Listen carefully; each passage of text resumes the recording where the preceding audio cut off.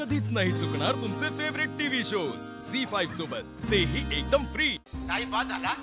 अजून किती बोलशील? झाले हे आता अति होते हा तुझं। नाही, मी गप राहणार नाही। माझ्या लेकाच्या हातून एवढी मोठी चूक घडली, मी स्वप्नात सुद्धा विचार करू शकत नाही असा त्याच्या हातून घडला। आणि आता ते का ना त्याच्या मनाविरुद्ध आयुष्यभर त्या पोरी सोबत लग्न करूचा लागत जी तेका आवडत नाही। आणि ह्या सगळ्या कोणामुळे होता? या दादा खोतांमुळे। मका सांगा, ह्या सगळ्यात ना श्रीनूचो काय दोष हा? कसा असता ना बंधू, मडका वाकडा तिकडे घडला ना तर त्यात मडक्याचो दोष नसता, ता घडवणाऱ्या त्यांच्या हाताचो दोष असता। अख्ख्या गावात संस्कारांचे धडे देणारो दादा खोत माझ्या लेकाक संस्कार देताना कमी पडलो। म्हणून माका ना आयुष्यभर खंत रवात की मी माझो लेक चुकीच्या हातात दिलाय।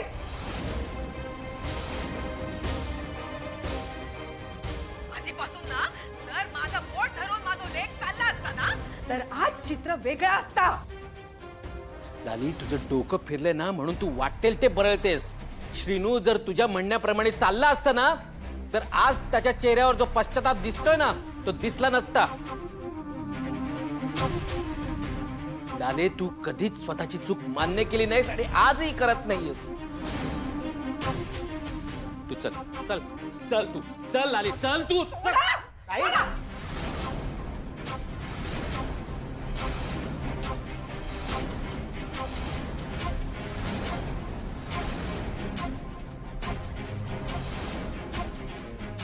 हात लावायचा नाही, हात लावायचा नाही। मी माझी चूक कधीच मान्य करत नाही, कारण मी कधी चुकीची नसतायच। आणि आज ता सिद्ध झाला। हे बघ लाली, तू बरोबर आहे।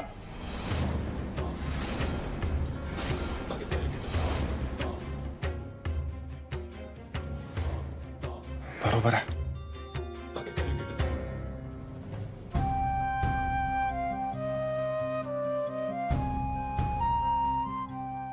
लाली, तुझा बरोबर आहे, तुझा काय पण चुकला नाही, सगळं माझाच चुकला।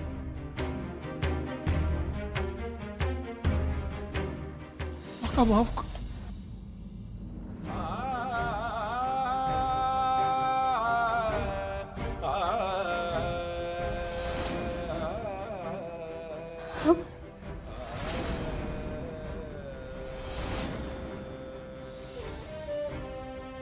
दादा मामा, अरे मी केलेल्या चुकीसाठी तू का हात जोडतोयस?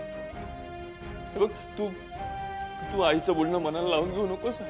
यात तुझा काही दोष नाही, हे सगळं माझ्यामुळे होतं। अरे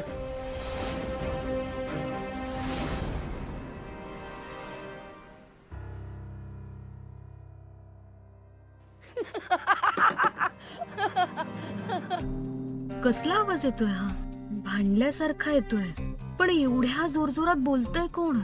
आई बाहेर आहेत, त्या कोणाशी वाद घालतात का? बापरे।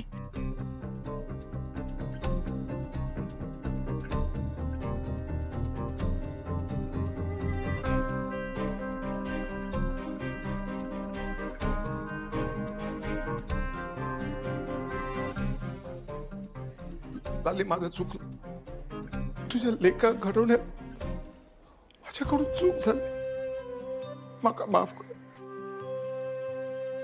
तुझ्या लेकाला घडवून मी काहीतरी कमी पडला, सगळं माझं चुकलं। दादा नाही, दादा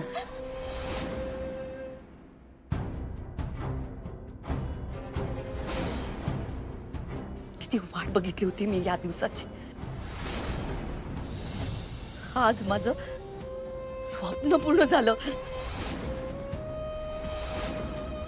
शेवटी मी या रघुनाथ खोताला गुडघे टेकायला लावलेच। लाली, माझे संस्कार हरले, मी हरलो, तुझ्या लेकाला घडवण्यात कमी पडलोय मी। हे काहीचे तळतळाट घेतले तुम्ही, तुझ्या मुलाच्या आयुष्याचं वाटोळ केलं मी। तू देशील ती शिक्षा भोगायला मी तयार आहे, पण माका माफ कर. हे दादा, माका माफ कर. ठीक हा, आता मी चारू आणि श्रीनूचा लग्न लावून देतल.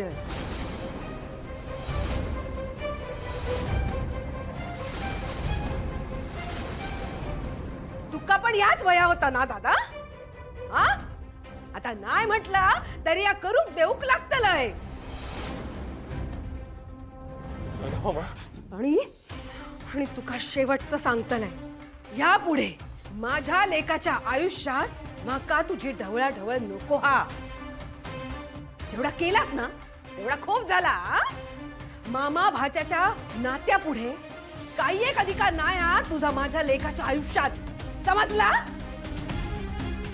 आणि तू पुन्हा जर का हैसार केलास ना तर माझा मेलेला तोंड बघतालायस. चल लाली, चल म्हणताय ना लाली! मी. चल लाली! गो बाजू, चल चल. बाबा, क्या बात है, यालाच म्हणतात परफेक्ट क्लायमॅक्स.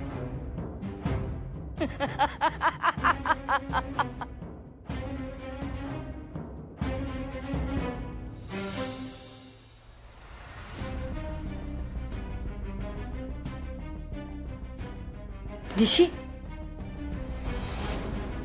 आई, मला कोणाच्या तरी बोलण्याचा आवाज येत होता म्हणून मी बघायला आले. मला असं वाटलं आपल्याच घरातून येतोय. आई, हा, तुम्ही ठीक आहात ना?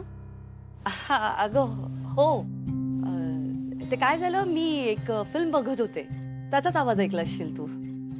काय जबरदस्त फिल्म होती ग, आणि काय जबरदस्त क्लायमॅक्स होता त्याचा, तोही कॉमेडी. मला तर खूप मज्जा आली. तू सुद्धा बघ ना कधीतरी वेळ काढून, तुला पण मज्जा येईल. हो, मी नक्की बघेन. हा, बरं, मला आवरायचंय, मी येते. हो हो हो, आवरा.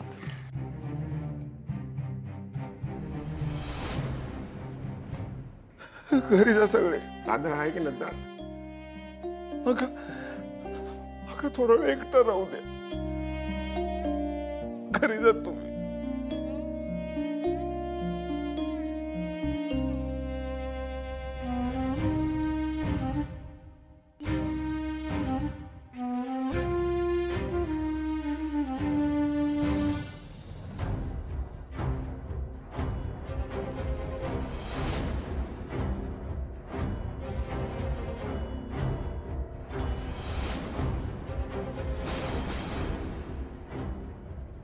चारू, तुझ्यामुळे आज या देव माणसावर ही वेळ आली. मी तुला सोडणार नाही. आता गोष्ट फक्त श्रीनिवासपुरती मर्यादित राहिलेली नाही. आता हा माझा कुटुंबाचा प्रश्न आहे. बघ मी काय करते. मी शांत बसणार नाही. तुला ह्या सगळ्याची किंमत मोजावी लागेल.